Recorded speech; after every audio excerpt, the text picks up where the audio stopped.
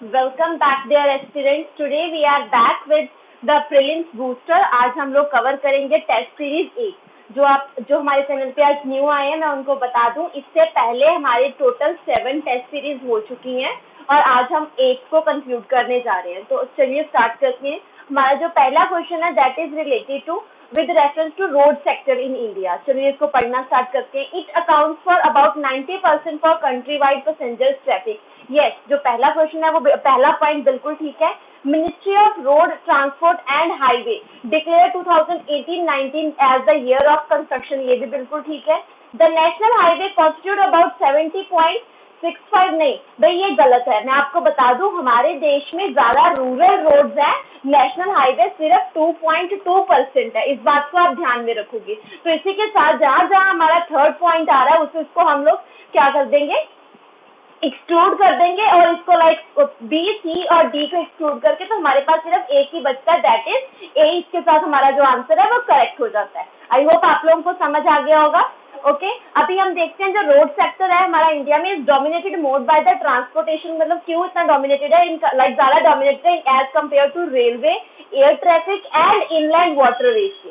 Okay about जो हमारी 3.14% जो ग्रॉस वैल्यू एडेड है वो यहीं से आती है और जो हमारा 69% एंड 90% जो कंट्री का फ्रेट एंड पैसेंजर ट्रैफिक वो यहीं से आता है। लाइक जो हमारा सामान इधर से उधर भेजा जाता है वो रोडवेज के थ्रू ही भेजा जाता है। ओके आई होप आप लोगों को ये क्लियर हो गया होगा। Let's move to the next question. Next question is related to Delhi Meerut expressway. मैं आपको बता दूं दिल्ली मेरठ एक्सप्रेसवे ऐसा पहला नेशनल हाईवे होगा जिसपे जो 14 लेन होगा हमारे इंडिया में।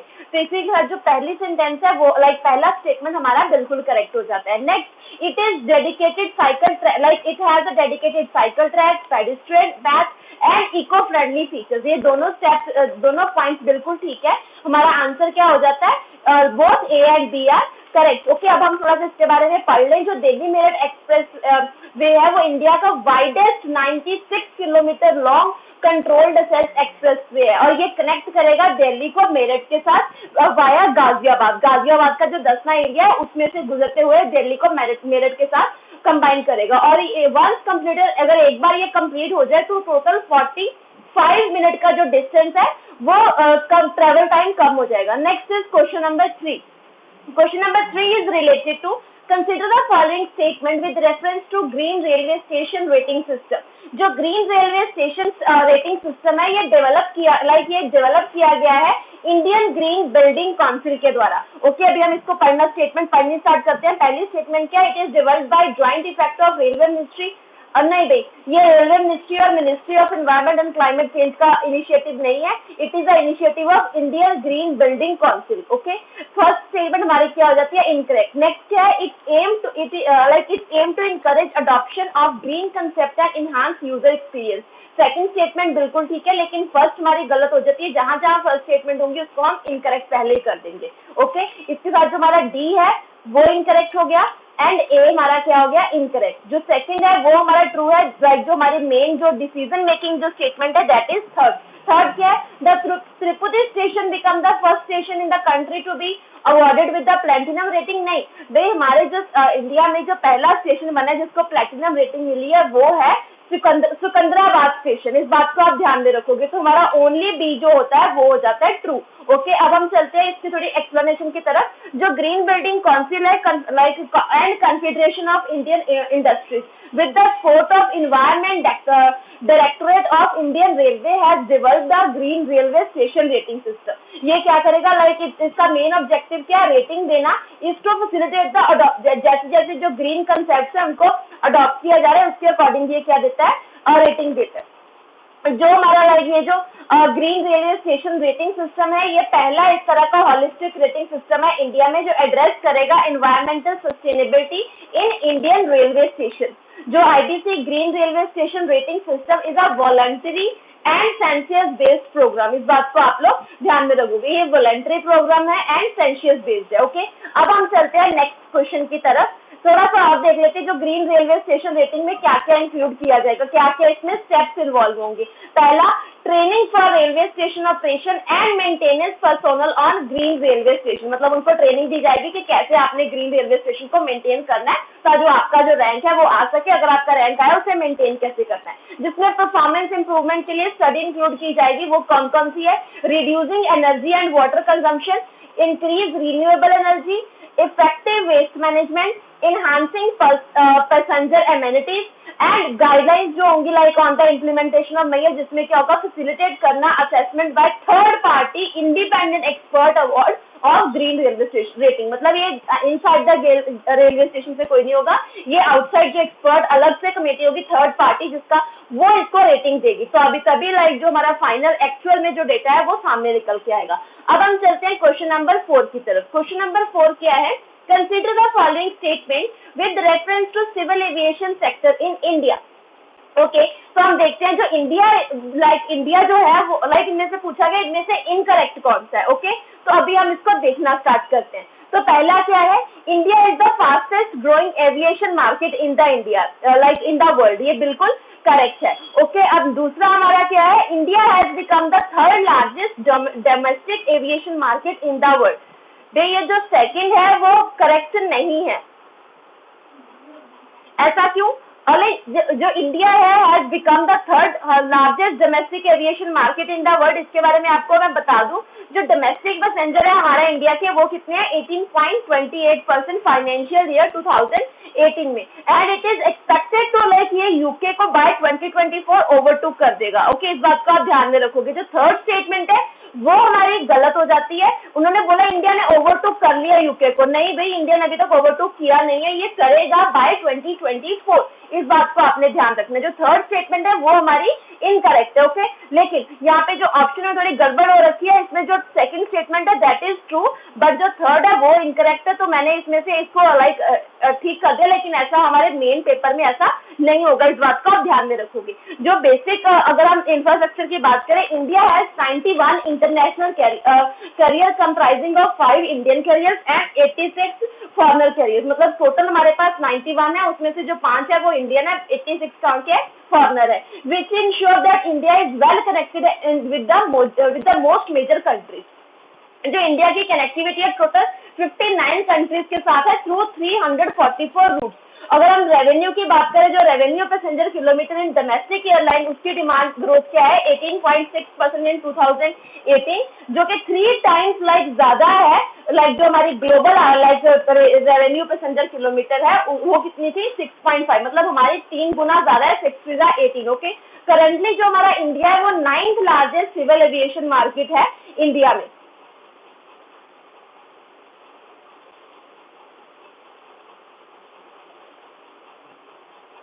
नहीं भाई, जो सेकंड स्टेटमेंट है वो भी हमारी इनकरेक्ट हो जाती है, बिकॉज यहाँ पे थर्ड लार्जेस्ट लिखा है, इंडिया हमारा 9th लार्जेस्ट है, तो सेकंड और थर्ड दोनों क्या हो जाते हैं? इनकरेक्ट हो जाते हैं। इसके साथ हमारा जो आंसर है that C is correct. Okay, जो हमारा इंडिया है that is 9th largest civil aviation market in the world. Next is aviation sector in India currently support 8 million jobs, मतलब बहुत ज्यादा जॉब्स मिल रहे, बिकॉज हमारे यहाँ बहुत ज्यादा इसका बहुत ज्यादा दबदबा है। India aim to become the third largest aviation market globally by 2024। इस बात को आप लोग ध्यान में रखोगे। अब हम चलते हैं नेक्स्ट क्वेश्चन की तरफ, दैट इज क्वेश्चन नंबर 5।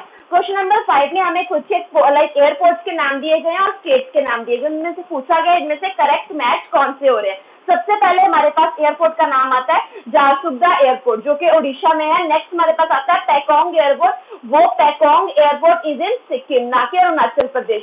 जो पेंगोंग लेक है अब वो है अरुणाचल प्रदेश में, पैकोंग एयरपोर्ट इज इन सिक्किम। इस बात को आप ध्यान में रखोगे। नेक्स्ट इज कैनूर इंटरनेशनल एयरपोर्ट, वो है केरला में। मैं आपको बता दूं केरला ऐसा पहला स्टेट है हमारे इंडिया का जिसमें एक स्टेट में 4 इंटरनेशनल एयरपोर्ट्स है। ओके, जो सबसे ज्यादा है। ओके, इस बात को आप लोग ध्यान रखोगे। विद एक सिंगल स्टेट में 4 इंटरनेशनल एयरपोर्ट होना, वो कहां पर है? That is Kerala. ओके, अब हम और दूसरी एक और बात बता दो, जो पैकोंग एयरपोर्ट सिक्किम में, वो पहला ऐसा एयरपोर्ट है airport and AAI first greenfield airport construction है, जो पहला ग्रीनफील्ड एयरपोर्ट कंस्ट्रक्शन है। ओके, ये कंप्लीट हो जाएगा। Next is question number 6।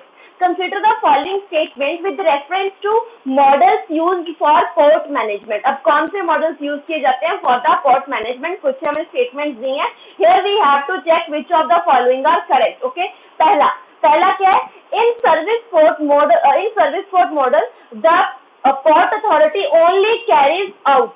अब देखो पहली बात तो यहाँ पे ओनली है, फिर भी हम पूरी स्टेटमेंट को पढ़ते हैं। Only carries out port operation of mostly handling the cargo activity and does not on any land and available assets. जो पहला स्टेटमेंट है वो गलत है। ऐसा क्यों? बिकॉज जो हमारा जो सर्विस पोर्ट जो सर्विस पोर्ट मॉडल है उसमें क्या होता है, जो पोर्ट अथॉरिटी है वो लैंड और जितनी भी अवेलेबल एसेट्स है, चाहे वो फिक्स्ड है चाहे वो मोबाइल है, वो सारे परफॉर्म किए जाते हैं। परफॉर्म और जितने भी रेगुलेटरी फंक्शन है वो सारे किसके द्वारा किए जाते हैं?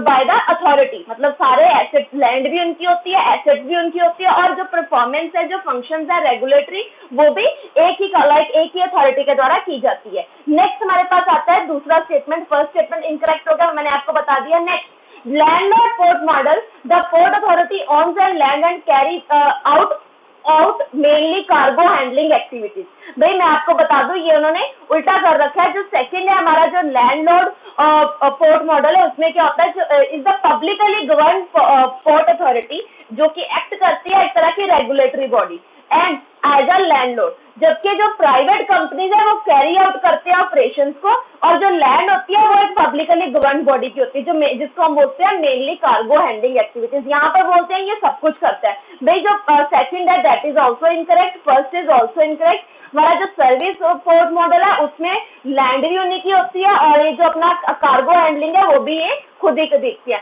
लेकिन जो लैंडलॉर्ड है उसमें पब्लिक जो गवर्निंग बॉडी होती है उनकी लैंड होती है, और जो बाकी काम है वो प्राइवेट कंपनी के द्वारा किए जाते हैं। इसके साथ हमारे जो फर्स्ट एंड टू दोनों पॉइंट्स क्या हो जाते हैं? इनकरेक्ट, और हमारा ऑप्शन क्या हो जाता है? Neither one not two. Okay, अब हम इसके बारे में थोड़ा देख लेते हैं। जो गवर्नमेंट का in the serious about, government बहुत ज्यादा सीरियस है अबाउट द ट्रांसफॉर्मिंग 11 से जो 12 पोर्ट है जो इंडिया में, उनको ट्रांसफॉर्म करने के लिए, जो कि रन इसमें क्या होगा, करंटली हमारे जो 11 पोर्ट है वो क्या करते हैं? Function as a trust under a law framed more than 5 decades ago called the Major Port Trust Act 1963। हमारे जो टोटल 11 पोर्ट्स है वो कैसे काम कर रहे हैं? 50 साल से, और किसके अंदर काम कर रहे हैं? मेजर पोर्ट ट्रस्ट एक्ट 1963 के अकॉर्डिंग। और एक हमारे पास है कामराजार पोर्ट लिमिटेड। ये एक ओनली ऐसी एक्सेप्शन है जो रन करती है हमारी port at Ennore near Chennai, was formed as a company under the Companies Act 1956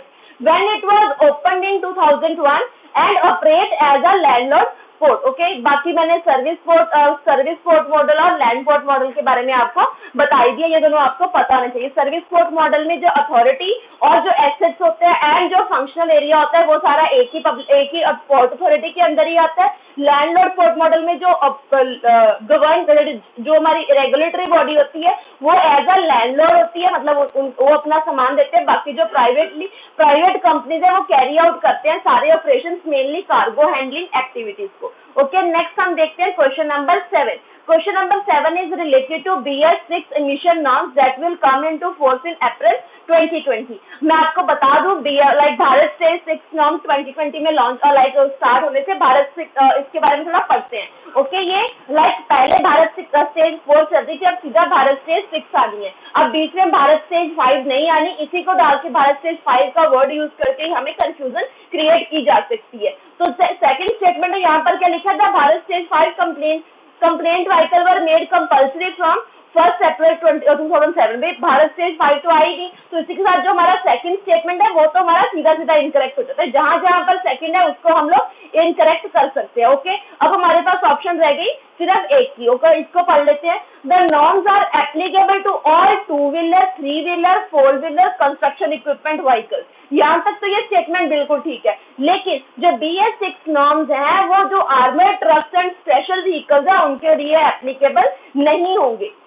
okay, इस बात को आप लोग ध्यान में रखोगे। तो हमारा जो दोनों आंसर्स है वो क्या हो जाते हैं? Incorrect, neither one not two. Okay, मतलब ये जो भारत स्टेज 6 नॉर्म्स है वो 2 व्हीलर 3 व्हीलर 4 व्हीलर और कंस्ट्रक्शन इक्विपमेंट्स के लिए इक्विपमेंट व्हीकल के लिए के लिए होंगी, एप्लीकेबल होंगी, लेकिन armoured truck and special vehicle के लिए नहीं होगी। ओके, अब हम देखते हैं भारत सेज जो है ये एक तरह के स्टैंडर्ड्स है जो हमारी जो इंस्टीट्यूट किए जाते हैं बाय द गवर्नमेंट, का जो रेगुलेट किया जा सके जो एयर पोल्यूशन हो रहा है, एयर पोल्यूटेंट हो रहा है due to the motor vehicle. Okay, ये जो नॉर्म्स है ये इंट्रोड्यूस की गई थी 2000 में। जो भारत स्टेज नॉर्म्स है ये ऑटोमेटिव जो are the automotive emission norms which the automatic जो manufacturers have to comply to sell their vehicles in India। जो अगर किसी ने अपने जो व्हीकल इंडिया में बेचने हैं तो वो जो भी करंटली नॉर्म्स चल रही है उन्हीं के अनुसार ही वो अपने जो व्हीकल है उनको इंडिया में बेच सकते हैं, नहीं तो नहीं बेच सकते। अभी जो कौन सी है, अभी है भारत स्टेज 6। अब भारत स्टेज 6 का मेन उनका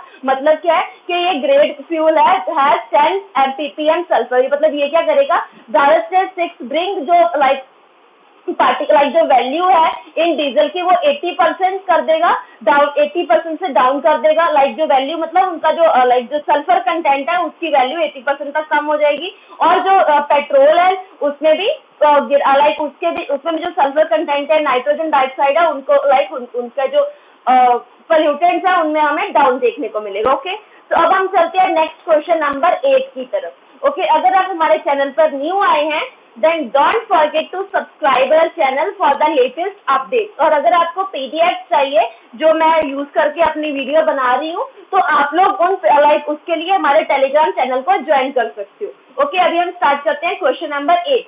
Consider the following statement with reference to Kosi-Mechi interlinking project। Okay, अब इसके बारे में पढ़ना स्टार्ट करते हैं। पहला, ये second major river interlinking project है in the country to be approved by the central government. That is बिल्कुल correct. It aim to overcome the acute problem of shifting of course of Kosi river, heavy sediment, load, flooding. नहीं भाई, ये तो बहुत पुरानी बात है, इसका आपके साथ कोई लेना देना नहीं है। जो फर्स्ट स्टेटमेंट है दैट इज करेक्ट। मतलब ये हमारी second major river interlinking project है कंट्री की जो कि अप्रूव की गई है सेंट्रल गवर्नमेंट के द्वारा। ओके, अगर मैं बात करूं यूनियन गवर्नमेंट ने अप्रूव किया 4900 करोड़ का Kosi Mechi interlinking project for the Kosi Mechi river of the Bihar. इससे पहले कौन सा, अगर सेकंड मेजर ये तो हमें फर्स्ट का भी पता होना चाहिए, इससे पहले वाला कौन सा है, that is Ken Betwa project in Madhya Pradesh. जो कोसी और मेची रिवर है वो Bihar, river of Bihar, and जो केन एंड बेतवा वो कहाँ की है, मध्य प्रदेश। इससे पहले जो इंटरलिंकिंग प्रोजेक्ट है वो उसके लिए यूज किया जा सकता, जो किया गया था। अभी जो हम लोगों ने एक्यूट प्रॉब्लम की और फ्लडिंग सेडिमेंट्स की बात पढ़ी है, ये नेपाल और गवर्नमेंट ऑफ इंडिया के बीच में एक एग्रीमेंट साइन हुआ था 25 अप्रैल 1954 में। क्या, for the implementation of Kosi project to overcome the acute problems. वो इसके साथ रिलेटेड नहीं है, इस बात को आप ध्यान में रखोगे। जो कोसी मेची इंटरलिंकिंग प्रोजेक्ट है वो एक एक्सटेंशन है of the eastern Kosi main canal system की up to the river Mechi of, जो कि ट्रिब्यूटरी है महानदी की। ओके, इस बात को आप लोग ध्यान में रखोगे। इन दोनों को क्या किया जाएगा, इन दोनों को इनको इंटरलिंक किया जाएगा। इसका मेन एम क्या है, जो Mechi river is mainly provide वो मेनली प्रोवाइड करती है किसके लिए बेनिफिशियल है, for the agriculture irrigation water. क्या, जो महानंदा वैक्सीन है कमांडेड टू डिस्ट्रिक्ट ऑफ, जो अलग अलग डिस्ट्रिक्ट है बिहार के, उन लोगों को उस एरिया में ये पानी सप्लाई करने का काम करेगा for the purpose of irrigation. अब हम चलते हैं क्वेश्चन नंबर 9 की तरफ। क्वेश्चन नंबर 9 क्या है, consider the following statement with reference to रुको क्या है, repurpose used cooking oil। Okay, पहला इसमें पढ़ते हैं। It is an initiative launched by ministry of new and renewable energy. नहीं भी, जो ये जो रुको है ये लॉन्च किया गया फसाई के द्वारा। फसाई क्या है, food safety and standard authority of India. ये इट इज अ इनिशिएटिव जो इनेबल करेगा collective and conservation of used cooking oil to biodiesel. मतलब जो कुकिंग ऑयल है उसको एज अ बायोडीजल यूज किया जाएगा। जो सेकंड स्टेटमेंट है वो हमारी करेक्ट है, लेकिन जो फर्स्ट है वो इनकरेक्ट है क्योंकि ये लॉन्च किया गया फसाई के द्वारा, ना कि ministry of new and renewable energy के द्वारा। इसी के साथ जो हमारा आंसर है वो करेक्ट हो जाता है ओनली 1। ओके, अब हम थोड़ा सा इसके बारे में पढ़ लेते हैं रुको के बारे में। अब ये रुको क्या, food safety and standard authority ने लॉन्च किया है रुको को, ताकि उसका इनिशिएटिव क्या है, कलेक्ट करना है जो भी फॉर यूज्ड ऑयल है, ताकि उनको बायोडीजल की तरह यूज किया जा सके। जो फसाई है उसने डायरेक्ट किया फूड सेफ्टी कमिश्नर को, ताकि वो इंश्योर करें जो फूड बिजनेस ऑपरेटर्स हैं उनकी जो कंजम्पशन है एडिबल ऑयल की frying more than 50 litre per day, जिनकी 50 लीटर से ज्यादा है वो रीयूज ना करें उनको, क्योंकि बिकॉज अगर हम लाइक अपना जो रिफाइंड या कोई भी ऑयल जो कुकिंग ऑयल है उसको बार बार रीयूज करेंगे तो वो हमारे लिए लाइक अच्छा नहीं है, वो हमारे लिए खतरनाक है। ओके, तो उन्होंने ये बोला कि वो अब यूज का तो रहेगा नहीं, तो वो उसको क्या किया जाएगा, उसको एज अ बायोडीजल यूज किया जाएगा। ओके, अब हम चलते हैं नेक्स्ट क्वेश्चन की तरफ, that is question number 10। Question number 10 क्या है, sustainable alternative toward affordable transportation. इसके बारे में पढ़ना स्टार्ट करते हैं। क्वेश्चन नंबर ओके, इनमें से हमसे पूछा गया इनमें से इनकरेक्ट कौन सा है, तो अभी हम देखते हैं। पहला स्टेटमेंट क्या है, it is launch by ministry of petroleum and natural gas. भाई ये बिल्कुल ठीक नहीं है। पहले मैं थोड़ा सा आपको बता दूं स्टैट के बारे में। जो गवर्नमेंट वो प्लान कर रही है कि वो स्टैट इनिशिएटिव को प्रमोट करेगी और प्रमोट करे टू किसके लिए इनका इनिशिएटिव है, ताकि वो बायोगैस को प्रमोट किया जा सके as a alternative green transport fuel. जो sustainable alternative toward the affordable transport है, ए एफर्ट है like is an effort that would benefit both vehicle user as well as farmer entrepreneurs। अभी उनकी help कैसे करेगा, अब यहाँ पर इस प्रोग्राम को जो फंड करेगा वो मिलेगा solid and liquid waste management के थ्रू, जो कि कंपोनेंट होगा लाइक स्वच्छ भारत मिशन ग्रामीण का। उसके अंदर जो हाउस होल्ड है, जो विलेज है, ग्राम पंचायत, उनको लाइक उसमें बेनिफिट देखने को मिलेगा। ये जो इनिशिएटिव में हेल्प कैसे मिलेगी, जो एफिशिएंट जो म्युनिसिपल है वो सॉलिड वेस्ट मैनेजमेंट है, एंड जो tackling in the problem of polluted area due to the stubble burning and carbon emission. Like stubble होता है उसको इकट्ठा कर लिया जाएगा और वो फर्दर आगे यूज किया जाएगा बायोगैस बनाने के लिए, एंड उसको आगे फर्दर लाइक अफोर्डेबल ट्रांसपोर्टेशन में एज अ ऑल्टरनेटिव यूज करने की बात चल रही है। ओके, जो बायोगैस है एज अ पोटेंशियल लाइक जो हम बता दें, जो बायोगैस एक तरह की लाइक कमर्शियल नेचुरल गैस की तरह होगी। इसके कंपोजिशन क्या होगी, its composition and energy potential. ये एक तरह से हम लोग ऑल्टरनेटिव यूज कर सकते हैं as a renewable automotive fuel. अब ये दवाई के रिप्लेस कर सकती है सीएनजी को, कंप्रेस्ड नेचुरल गैस को, in automotive industrial commercial use in the coming year. Okay, ये जो नेशनल पॉलिसी ऑन बायोफ्यूल 2018 है वो एम्फेसाइज करती है for the promotion and advance of the biofuels. Okay, लेकिन ऊपर हमें उन्होंने इनकरेक्ट पूछा है। इनमें से जो सारी स्टेटमेंट्स है वो हमारी क्या है, लाइक 10th को अभी के लिए हम इग्नोर करते हैं, लेकिन हम लोगों ने इसके बारे में पढ़ लिया है। इसकी जो आंसर है उसमें कुछ गड़बड़ है। ओके, नेक्स्ट हम देखते हैं क्वेश्चन नंबर 11 की तरफ। क्वेश्चन नंबर 11 क्या है, consider the following statement with reference to report titled renewable power generation cost in 2018।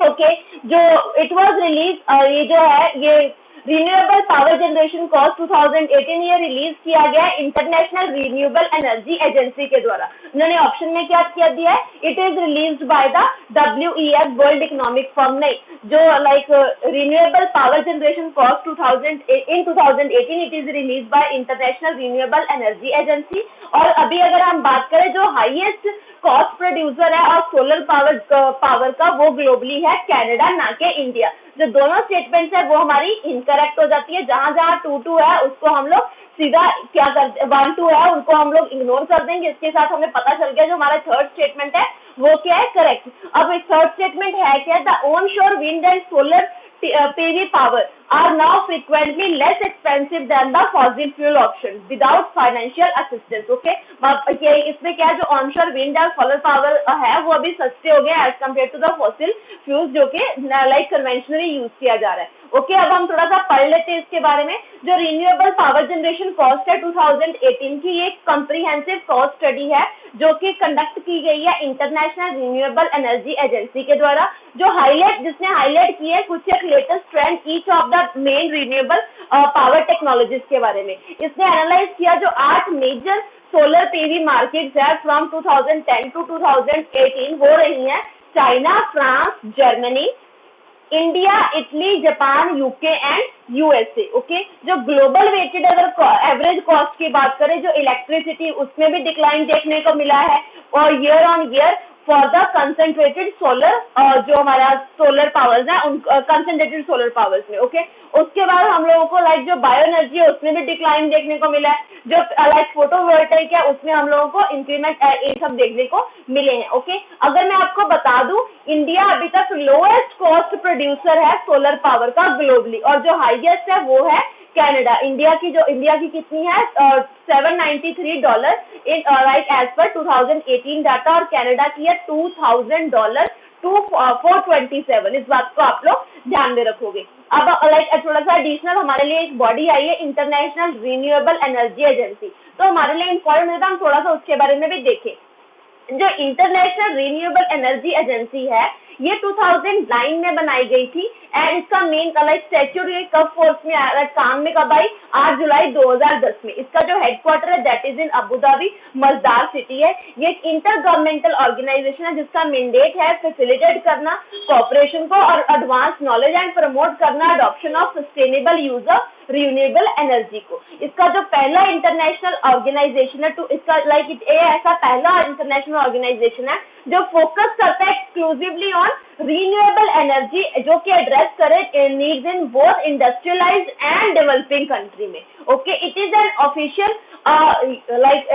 Official United Nation observer, मतलब एक यूनाइटेड नेशन का भी ऑब्जर्वर है। अब नेक्स्ट हमारे पास आया है Kaleshwaram multipurpose lifting irrigation project के बारे में। इनमें से पूछा गया इनमें से इनकरेक्ट कौन सा है। ओके, तो हम पहले पढ़ना स्टार्ट करते हैं। जो Kaleshwaram multipurpose lift irrigation project है ये वर्ल्ड का largest irrigation and drinking water system है, जो कि बिल्कुल ठीक है। नेक्स्ट आता है द प्रोजेक्ट। अभी देखो, अगर ए हमारा करेक्ट हो जाता है मतलब ए तो आंसर में नहीं आएगा, अगर ए नहीं आएगा तो डी भी नहीं आ सकता। अब हमारे पास बी और सी हमें उनको अच्छे से पढ़ना है। Okay, next is the project has set many records with the world's longest water tunnels, aqueducts, underground surge pools and biggest pumps. ये भी बिल्कुल ठीक है।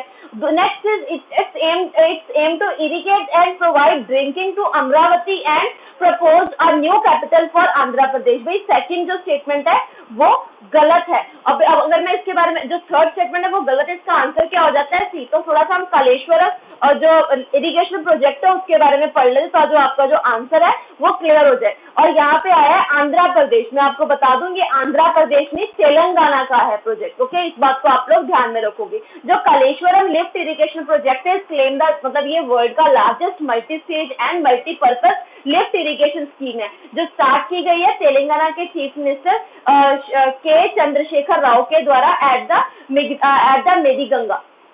मेडीगढ़ा वेयर द फर्स्ट जो बैरेज है प्रोजेक्ट का वो लोकेट है, लाइक वो कहाँ पर है, जवानशंकर डिस्ट्रिक्ट में। ओके, इस प्रोजेक्ट का मेन काम क्या इंटेंड करना था, जो इरिगेट किया जा सके over 37 lakh crore to the new and existed जो एरियाज है उनको वाटर की सप्लाई प्रोवाइड करवाई जा सके, एंड जो हमारा drinking water to the Hyderabad and village route and supplying the water to the industrial need by lifting 195 TMC feet. जो उसके बाद हमारे यहाँ पर क्या है, कहाँ से आएगा पानी, from the Godavari at 2 TMC feet and day during the flood season, मतलब जब फ्लड सीजन के टाइम पे वो सारा पानी गोदावरी से कहाँ कर दिया जाएगा, कैलाशवरम, और जो कैलाशवरम लिफ्ट इरिगेशन प्रोजेक्ट है उसमें कर लिया जाएगा। ये जो है ये offshoot like it is N offshoot of original जो हमारा प्रणीता चावला लिफ्ट इरिगेशन है उसका ऑफशूट स्कीम के अंदर जो टेकन अप इसको कांग्रेस गवर्नमेंट लेके आई थी। उसके बाद जब Andhra Pradesh was not divided, फिर क्या हुआ 2014 में जब तेलंगाना बन गया तो जो TRS गवर्नमेंट है उसने इस प्रोजेक्ट को रीडिजाइन किया, जो भी इसमें जो इन्वायरमेंटल ऑब्स्टेकल्स आ रही थी उनको खत्म किया, तो उसके बाद इस प्रोजेक्ट को उन्होंने कंप्लीट कर दिया। जो कैलाशवरम प्रोजेक्ट है इस बात को आप याद रखोगे, ये Godavari river like on Godavari river जो सरप्राइज कर रहा है record of the world's biggest lift irrigation project till date अभी तक। इसके बाद अगर कोई आता है तो हमारा आंसर बदल जाएगा, लेकिन अभी तक ये ही है। ओके, अब हम चलते हैं क्वेश्चन नंबर 13 की तरफ। क्वेश्चन नंबर 13 में हमसे पूछा गया है consider the following statement with reference to like difference पूछा गया national investment and manufacturing zone और स्पेशल इकोनॉमिक जोन के बारे में। तो मैं आपको बता दूं जो नेशनल लाइक जो इन्वेस्टमेंट मैन्युफैक्चरिंग जोन है वो काम करती है अंडर नेशनल मैन्युफैक्चरिंग पॉलिसी 2011 के अंदर, और जो स्पेशल इकोनॉमिक जोन है वो काम करती है स्पेशल इकोनॉमिक जोन एक्ट 2005 के अंदर। तो हमारा जो पहला ऑप्शन है वो इसी के साथ इनकरेक्ट हो जाता है। उन्होंने बोला कि दोनों का ओरिजिन कहाँ पर आता है, स्पेशल इकोनॉमिक जोन एक्ट 2005 नहीं, जो national investment and manufacturing zone it is working under national manufacturing policy 2011। तुम्हारा फर्स्ट स्टेटमेंट इसी के साथ गलत हो गया। नेक्स्ट, जो मिनिमम एरिया है for national investment and manufacturing zone वो है 5000 हेक्टेयर, ऑप्शन में दिया है 1000 हेक्टेयर, तो इसी के साथ जो हमारा सेकंड ऑप्शन है वो भी क्या हो जाता है, इनकरेक्ट। एंड अगर मैं बात करूँ स्पेशल इकोनॉमिक जोन एरिया की, तो उसमें जो आंसर है वो लाइक उनका कितना हेक्टेयर है, 10 से 1000 डिपेंडिंग ऑन द सेक्टर की, मतलब वहां पर किस तरह की डिमांड है उसके अकॉर्डिंग ये 10 से लेके 1000 के बीच बीच में आ सकता है। ओके, तो next is the NIMZ are specially manufactured for SEZ and SEZ are for export promotion. जो थर्ड स्टेटमेंट है दैट इज एब्सोल्युटली करेक्ट। जो NIMZ है वो मैन्युफैक्चरिंग के लिए ही है और जो स्पेशल इकोनॉमिक जोन है वो एक्सपोर्ट प्रमोशन के लिए ही है। तो हमारा इसके साथ जो आंसर हो जाता है दैट इज 3 ओनली। ओके, तो हमने बता दिया जो नेशनल इन्वेस्टमेंट मैन्युफैक्चरिंग जोन है वो आता है नेशनल मैन्युफैक्चरिंग पॉलिसी 2011 के अंडर। स्पेशल इकोनॉमिक जोन जो है वो आता है एक्ट 2005 के अंदर। जो मिनिमम एरिया है national investment and manufacturing zone का वो है 5000 हेक्टेयर, लेकिन जो स्पेशल इकोनॉमिक जोन है उसका है 10 से लेके 1000 hectare depending on the size. जो national investment and manufacturing zone है वो like specially for the manufacturing and जो स्पेशल इकोनॉमिक जोन है वो मोस्टली किसके लिए काम करता है, फॉर द एक्सपोर्ट प्रमोशन। और रिसेंटली जो हमारी गवर्नमेंट है उसने ग्रांट किया final approval to national investment and manufacturing zone in Kalinganagar Jajpur district and Odisha. Okay, इस बात को आप लोग ध्यान में रखोगे। बाकी हम लोगों ने इसके बारे में जो मेन था वो मैंने आपको बता दिया। एक और, इंडिया ऐसा पहला है एशिया में जिसने रिकॉग्नाइज किया है Asia to recognise the effectiveness of export processing zone model in promoting export with Asia EPZ जो सेटअप इन द कंडलाइन 1965। मतलब इंडिया ने पहला ऐसा है जिसने लाइक जो एक्सपोर्ट प्रोसेसिंग जोन स्टार्ट किए थे पूरे एशिया में। जो स्पेशल इकोनॉमिक जोन है वो 2005 में एक्ट है और ये फोर्स में आया था 2006 में। इस बात को आप लोग ध्यान में रखोगे। अब हम चलते हैं क्वेश्चन नंबर 14 की तरफ। हमारा जो क्वेश्चन नंबर 14 है वो क्या है, consider the following statement with reference to National Digital Communication Policy 2018। Okay, अब हम इसके बारे में देख लेते हैं ये क्या है। अब पहला क्या है, इसका मेन एम है it's aim to facilitate India's effective participation in global digital economy, जो कि बिल्कुल ठीक है। नेक्स्ट, द गवर्नमेंट का मेन एम क्या है, प्रोवाइड करना यूनिवर्सल ब्रॉडबैंड कनेक्टिविटी को कहां पर, like at 1 Gbps to every citizen. भाई ये गलत है। जो गवर्नमेंट का मेन एम क्या है वो है प्रोवाइड करना broadband connectivity 50 Mbps to every citizen and 1 Gbps to all gram panchayat by 2020। 1 Gbps to every citizen नहीं है, 50 Mbps to every citizen and 1 Gbps to all gram panchayat by 2020। जो हमारा सेकंड स्टेटमेंट है इसी के साथ वो हमारा क्या हो जाता है, इनकरेक्ट। ओके, अब देखते हैं थर्ड स्टेटमेंट के बारे में। One of its objective is to attract investment of 100 billion dollar in digital communication sector. तो अगर हम इसके बारे में थोड़ा सा देखें, जो इसका मेन एम क्या है, 100 बिलियन जो इन्वेस्टमेंट है उसको अट्रैक्ट करना, ना के 1000 बिलियन। ओके, इस बात को आप लोग ध्यान में रखोगे। जो 1000 है उसने हमारा आंसर क्या कर दिया है, इनकरेक्ट। ओके, तो हमारा आंसर क्या हो जाता है, ओनली 1। ओके, इस बात को आप लोग दिमाग में रखोगे। अब हम थोड़ा सा इसके बारे में पढ़ लेते हैं। ये क्या है, लाइक न्यू टेलीकॉम जो पॉलिसीज है उनको बनाया गया इन प्लेस ऑफ जो एग्जिस्टिंग अभी चल रही थी नेशनल टेलीकॉम पॉलिसी 2012 में। अब इसका जो नई पॉलिसी उसका मेन एम क्या है, फैसिलिटेट करना India effective participation in the global digital economy. और ये जो पॉलिसी है ये एम करेगी to ensure the digital sovereignty and the objectives are to be achieved by 2020। तो इसके मेन ऑब्जेक्टिव्स वो क्या है, पहला कि गवर्नमेंट का एम है प्रोवाइड करना universal broadband connectivity at 50 Mbps to every citizen. और इसका मेन टारगेट क्या है कि जो 1 Gbps लाइक जो गीगाबाइट पर सेकंड की कनेक्टिविटी है हर ग्राम पंचायत को मिलनी चाहिए बाय 2020। जो 10 Gbps है बाय 2022। इसका मेन काम क्या है? इंश्योर करना connectivity to all uncovered areas, और ये अट्रैक्ट करेगा लाइक जो इन्वेस्टमेंट है वो कितनी अट्रैक्ट करने का इसका मेन है ऑब्जेक्टिव के $100 बिलियन जो यूएसडी डॉलर्स है वो हम लोगों ने अट्रैक्ट करने हैं इन केस ऑफ इन्वेस्टमेंट। और ये ट्रेन करेगा 1 मिलियन मैन पावर को for building a new age skill, और एक्सपेंड किया जाएगा हमारा internet of things ecosystem to 5 billion connected devices के साथ। ओके, इस बात को आप लोग ध्यान में रखोगे। हम लोगों ने इस बात का आंसर कर लिया। अब हम चलते हैं क्वेश्चन नंबर 15 की तरफ। क्वेश्चन नंबर 15 क्या है? National policy on biofuel 2018। हमें कुछ स्टेटमेंट्स दी गई, उनमें से हम लोगों ने करेक्ट स्टेटमेंट निकालनी है। पहला, the policy categorise biofuel as a basic fuel with first generation, second generation and third generation. ये जो पॉलिसी है ये कैटेगराइज कर रही है बायोफ्यूल को फर्स्ट, सेकंड एंड थर्ड, बिल्कुल ठीक है। नेक्स्ट, ये जो पॉलिसी है ये अलाउ करेगी use of surplus food grain for production of ethanol for blending with petrol with approval of national biofuel coordination committee. जो सेकंड स्टेटमेंट है वो भी बिल्कुल करेक्ट है। Next, the policy restrict the scope of raw material for ethanol. मेरी बात सुनो, अभी हम लोगों ने ऊपर क्या बोला है कि यहाँ पर ये जो पॉलिसी है ये अलाउ करेगी जो सरप्लस फूड ग्रेन है for the production of ethanol, का जो इथेनॉल की प्रोडक्शन को बढ़ाया जा सके। तो नीचे यहाँ पे रिस्ट्रिक्शंस कैसे लग सकती हैं?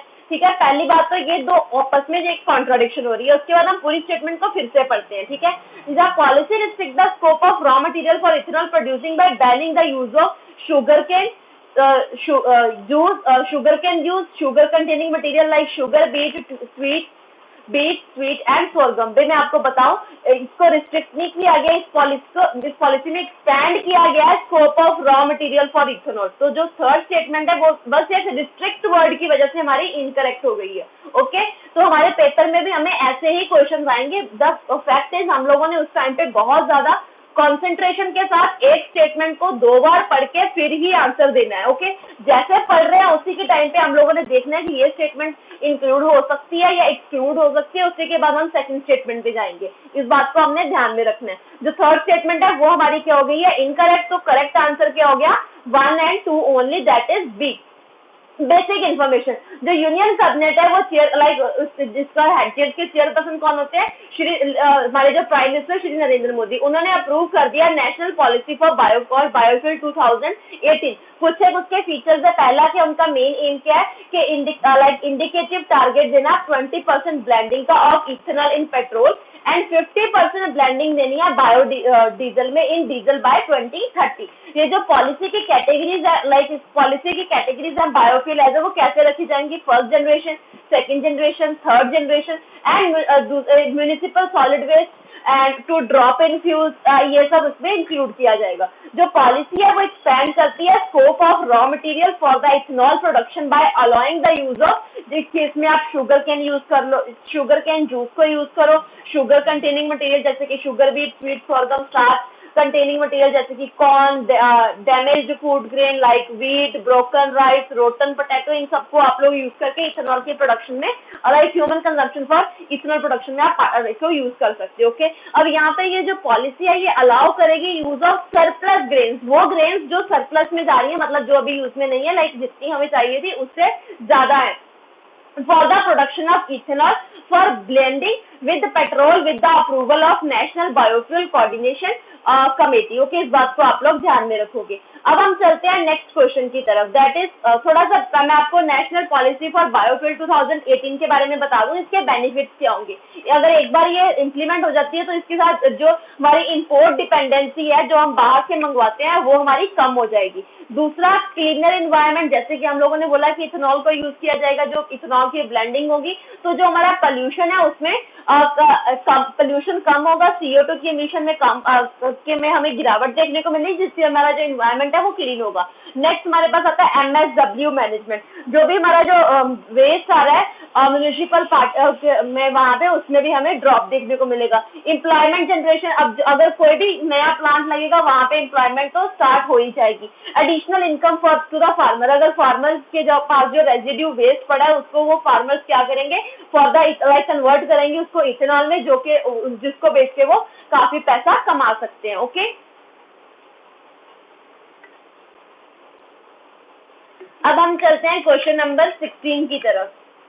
क्वेश्चन नंबर 16 हमारा क्या है, consider the following statement about maritime communication services in India. इसमें क्या है, पहली स्टेटमेंट हमें दी गई है, it offers broadband services to enable high and support to those travelling on sailing vessels, cruise, liners and ships in India. जो first statement है, जो मैरीटाइम कम्युनिकेशन सर्विसेज इंडिया के साथ बिल्कुल ठीक बैठ रही है। नेक्स्ट चीज जो नेल्को है, वो इंडिया की पहली कंपनी है जो प्रोवाइड कराएगी broadband services to the maritime sector.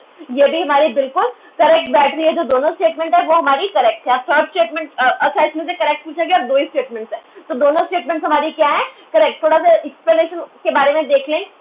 जो नेल्को है वो इंडिया की पहली कंपनी बन गई है जो ब्रॉडबैंड सर्विसेज प्रोवाइड करवाएगी हमारे जो मैरीटाइम सेक्टर है उनको। जो नेल्को क्या, through the global partnership and infrastructure including जो transponder capacity on the satellite जो कि इसरो के, उसको यूज करके ये क्या करेगी, जो कार्गो, क्रूज वेसल, उनमें जो कनेक्टिविटी है उसको इनहांस करने के लिए ये वहां पे ब्रॉडबैंड सर्विसेज प्रोवाइड करवाएगी। यहाँ पर हमें बीएसएनएल की ऑप्शन देके या एमटीएनएल की ऑप्शन देके कंफ्यूज किया जा सकता है, लेकिन हमने कंफ्यूज नहीं होना, क्योंकि हमको पता है कि जो नेल्को है वो ही कनेक्टिविटी प्रोवाइड करवाएगी, broadband connectivity to the maritime communication service in India. Okay, अब इसमें होगा क्या, जो नेल्को के लाइसेंस, नेल्को के पास लाइसेंस है गवर्नमेंट ऑफ आईएफएमसी। आईएफएमसी क्या होता है, in flight and maritime connectivity, like हमारे जो अलाउ करेगा offer voice and internet services.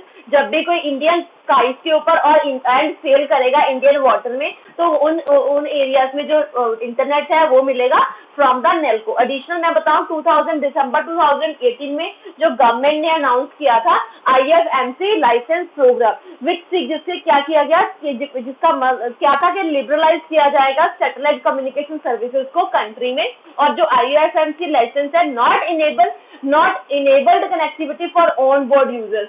Okay, ये उसके लिए नहीं है on the ship, but also bring the operational efficiency for the shipping company. जो शिपिंग कंपनी की जो ऑपरेशनल एफिशिएंसी है उसको इंप्रूव करने में ये हेल्प करेगा। नेक्स्ट हमारे पास आता है क्वेश्चन नंबर 17। क्वेश्चन नंबर 17 क्या है, पहला, with reference to helicopter summit. मैं आपको बता दूं, इंडिया में अभी जो रिसेंटली पहली हेलीकॉप्टर समिट हुई है, तो लाइक जो इसी के साथ जो हमारा थर्ड स्टेटमेंट है वो वैसे ही इनकरेक्ट हो जाता है। थर्ड इज इनकरेक्ट, क्यों, यहाँ पे क्या लिखा हुआ है, थर्ड समिट हुई है इंडिया में, रिसेंटली फर्स्ट समिट हुई है, तो third is incorrect. It was organised by civil aviation ministry, Uttarakhand government and federation of Indian chamber of commerce and industry. मतलब ये फिक्की, सिविल एविएशन और उत्तराखंड गवर्नमेंट के द्वारा ये ऑर्गेनाइज किया गया है, बिल्कुल ठीक है। Second, the summit was based on the theme. इस समिट का मेन थीम क्या था, expanding connectivity through the helicopters. मतलब जो कनेक्टिविटी है उसको एक्सपेंड करना है हेलीकॉप्टर्स की मदद के साथ। जो हमारा सेकंड और थर्ड है वो इनकरेक्ट हो जाते हैं। और देखिए ध्यान से, हमसे पूछा क्या गया था, which of the following are incorrect. जो इनकरेक्ट है वो है सेकंड और थर्ड। हम लोगों ने गलती में आके वन को नहीं मार्क करना, बिकॉज वन इज करेक्ट और पूछा क्या गया है, इनकरेक्ट। करेक्ट और इनकरेक्ट के खेल में हम लोगों ने नहीं फंसना, हम लोगों ने खुद के माइंड को इस चीज के लिए ट्रेन करना है।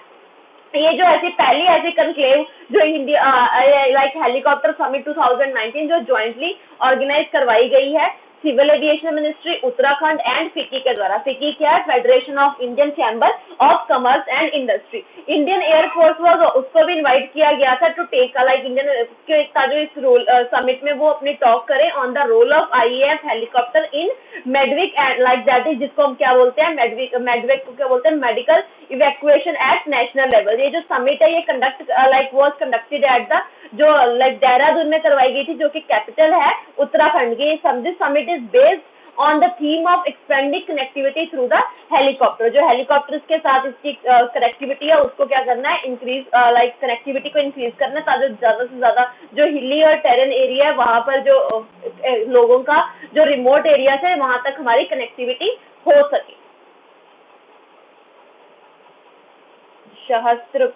सहस्त्रधारा, और ये जो समिट है ये लाइक जो देहरादून का एक हेलीडोम है एट सहस्त्रधारा, जो वहां पे ये करवाई गई है। इस बात को भी आप लोग ध्यान में रखोगे। मेन ऑब्जेक्टिव क्या है, पहला इनकरेज करना helicopter based emergency medical services को इंडिया में। दूसरा, डिस्कस करना scope to enhance the air connectivity in remote area and hilly terrain by the helicopter. Next, to give the boost to tourism in Himalayan state as state by providing uninterrupted helicopter services to the tourist helicopter.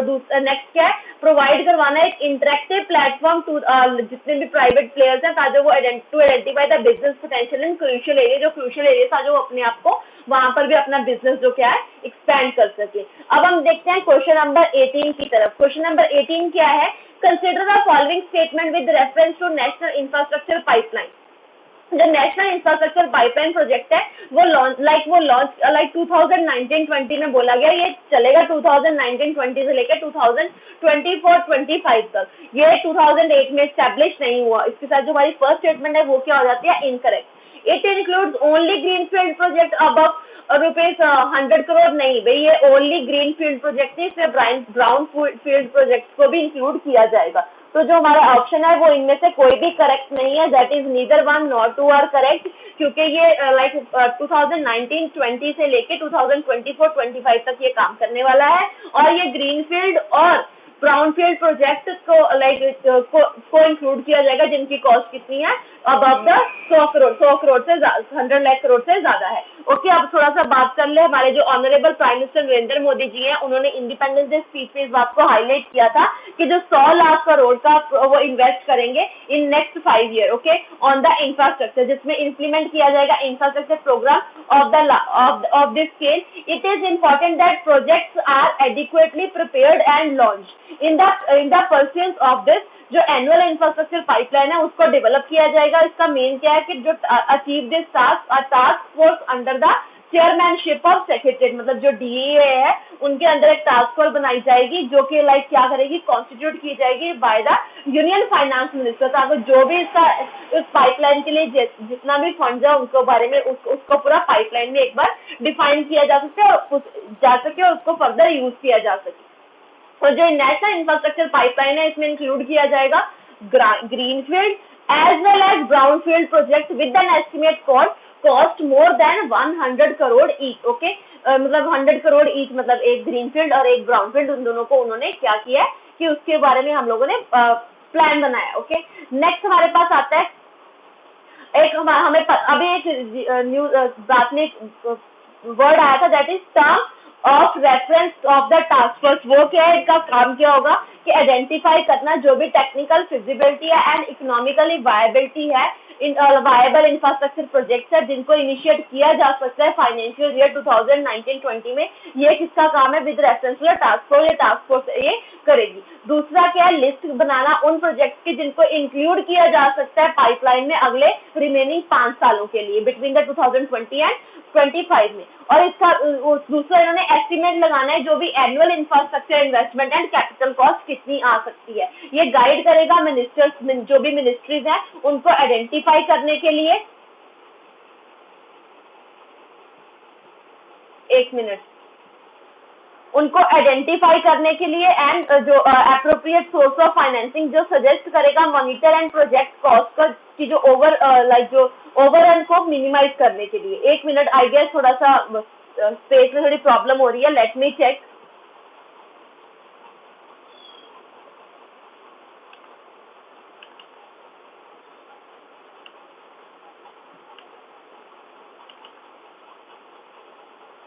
Just give me a time, जब तक आप लोग अपने friends के साथ भी इस video को शेयर करते रहिए।